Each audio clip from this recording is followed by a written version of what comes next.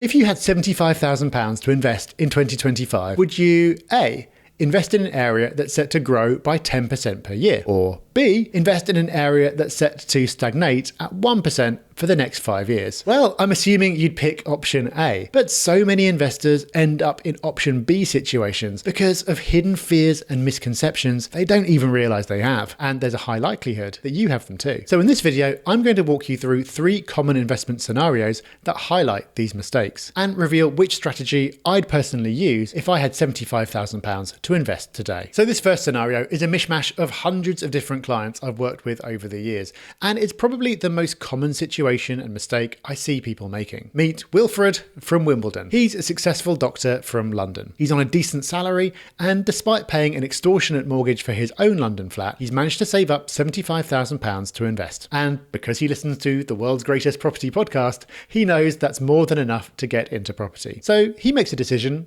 that seems logical at first. He starts looking at properties in Wimbledon. After all, he knows the area well and it'll be easier to manage, right? So he talks to a mortgage broker who explains that as long as the rent is high enough, with his £75,000, he can borrow up to 75% of a property's value, giving him a total budget of £300,000. So he jumps onto Rightmove and starts searching. The first property that catches his eye is this 2-bedroom flat in a high-rise ex-council block, listed for £300,000. It's in Wimbledon, it's within budget, and he gets his offer accepted. But then his mortgage broker drops the bad news. No lender will touch it because it's a high-rise ex-council block. So he has to pull out. Next, he finds this small studio flat in Wimbledon for £285,000. It's tiny, literally just 27 square metres. But it's in a good area, and at least it's not in an ex-council block. But when he checks with his broker, he gets the same response. No mortgage available because the flat is too small. Then comes another reality check. After factoring in stamp duty and other costs, his actual budget needs to shrink significantly. So Wilfred gets pushed further and further out from Wimbledon. Eventually, he finds a 1-bedroom flat for £250,000 in a less desirable part of South London. It's further out than he wanted, and it's nothing special, but at least he can get a mortgage on it. So he goes ahead with the purchase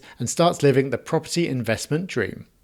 Kind of. Because, to put it nicely, the area he bought in is up and coming. And despite technically being in London, it's actually a 1-hour drive away from him. And because the area isn't great, and nor is the property itself, because £250,000 still isn't much, even in non-leafy parts of town. He's getting late payments from his tenants, endless complaints, and the maintenance issues never seem to stop. So he decides to sell.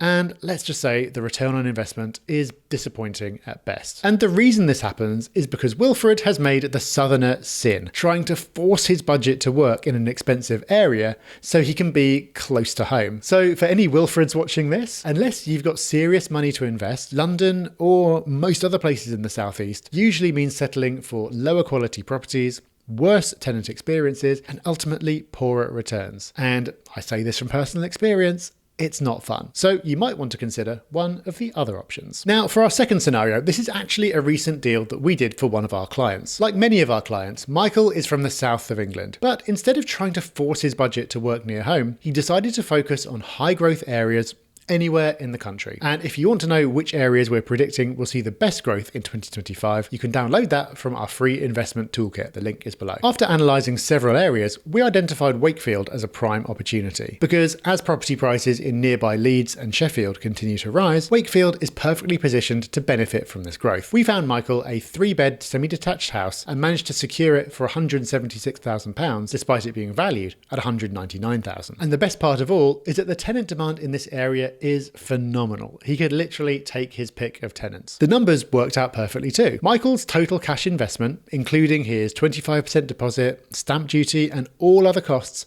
came to £62,000. This means he's actually got some cash left over to save for his next investment or just go on holiday. The property will generate him a solid 7% return after all costs, and the rent should go up every year. Plus, he's positioned himself in an area that's primed for serious capital growth. However, if you want to make sure that you get every penny of your £75,000 invested, you might prefer option 3. Now, depending on your point of view, you could see this option as safer or more risky, but I'll let you be the judge. Meet Sarah. She's also from the south, also a first-time investor, and also has £75,000. But Sarah doesn't like the idea of tying up all her money in one place, so she decides to try and buy 2 cheaper properties instead of one more expensive place. Now, obviously, if she's looking at 2 properties, the whole of the south is basically just crossed off the list, and she starts to take her search further and further north until she stops in Newcastle. With £75,000, she realistically wants properties priced around £100,000 each. And guess what? They actually exist. For example, right now on Rightmove, you can find a 1-bedroom apartment in Newcastle city centre for £100,000. A reasonably modern flat in a solid location, great for young professionals or students. So Sarah does the maths. With 2 properties at £100,000 each, her costs break down like this: £25,000 deposit per property, £5,000 stamp duty per property, and £5,000 for additional costs like legal fees, surveys, and so on. And just like that, she's able to buy 2 properties in the heart of Newcastle instead of compromising on one in the south. So how did this work out for Sarah? Well, one property had a great tenant paying their rent on time, but the other one paid late all the time. Then, similar to Wilfred, she had lots of unexpected maintenance issues. She had to fork out for a new integrated cooker and an expensive boiler repair within the first year. And she realised that dealing with 2 sets of tenants, 2 mortgages, and twice the amount of maintenance was actually quite a bit of work. And although Sarah made a solid investment and saw good long-term returns, it required more effort than she expected. So if I had £75,000 to invest in 2025, which option would I go for and where would I invest? Well, there are 4 key things to take away from these scenarios. The best investments aren't necessarily close to home. More properties doesn't necessarily mean better returns. Where you invest and the quality of your asset matters more than quantity. And higher quality properties are easier to manage. Although it might be good for the ego to say, I own 2 properties, in reality, it's portfolio value that matters. And having that value made up of a smaller number of higher quality properties tends to make for an easier life. And for that reason, I would personally go with option number 2. And I would love to buy a really high quality property in a few of the growth areas that we highlight in the toolkit. That could be a growing city like Derby, Nottingham or Leeds, or a commuter location in or around Wakefield, Doncaster or Mansfield. However, before you run out and start looking to buy anywhere outside the southeast, check out this video next, because despite being cheaper and in the so-called boom zone, there are a few cheaper areas of the UK that will not perform well in 2025.